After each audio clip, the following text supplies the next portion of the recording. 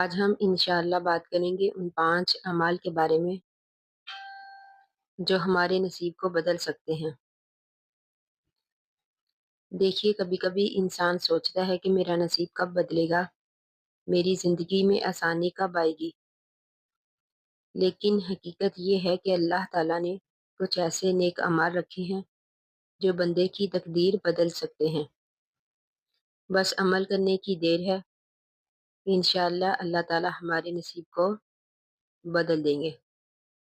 تو آئیے ہم بات کرتے ہیں ان 5 اعمال کے بارے میں۔ سب سے پہلے نمبر پر ہے تہجد۔ تہجد جو ہے وہ نصیب بدلنے کی کنجی ہے۔ جب رات کے سناٹے میں اٹھ کر اللہ تعالیٰ کو منایا جائے، یہ وہ عمل ہے جو بندے کی تقدیر کو پلٹ دیتا ہے۔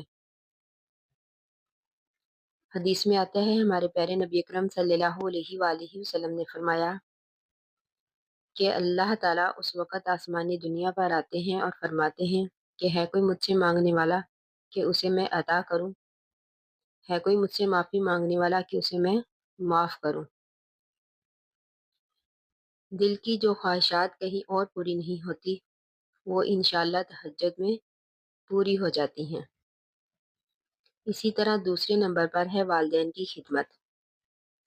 والدین کی خدمت جو ہے یہ تقدیر چمکا دینے والا عمل ہے۔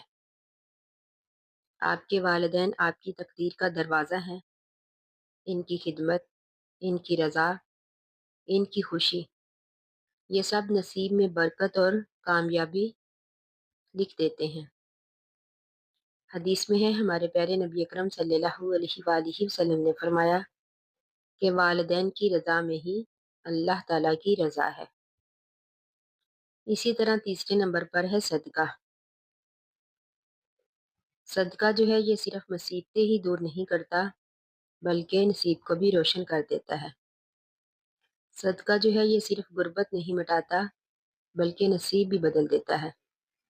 صدقہ ایک ایسی چیز ہے جو آئی ہوئی مصیبت کو ٹال دیتا ہے، بندے کے رزق میں، صحت میں، سکون میں اضافہ کرتا ہے۔ صدقہ چاہے 1 روپے کا ہی کیوں نہ ہو، اللہ تعالیٰ اس میں برکت ڈال دیتے ہیں۔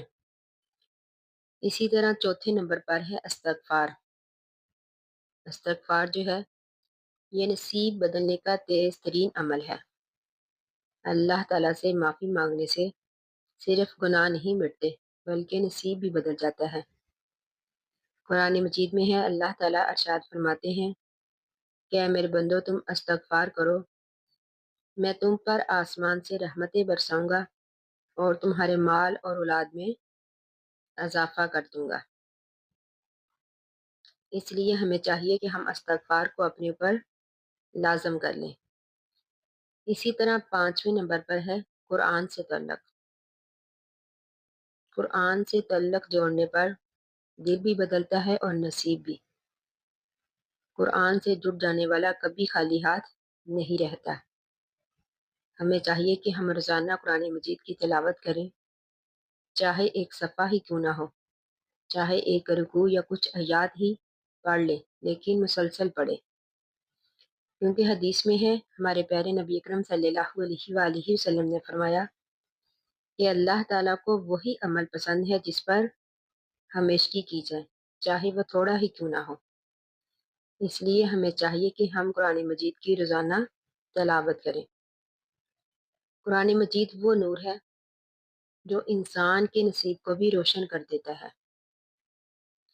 دیکھیے معزز سامعات، اس بات کو یاد رکھیں کہ نصیب قسمت سے نہیں بلکہ اعمال سے بدلتا ہے۔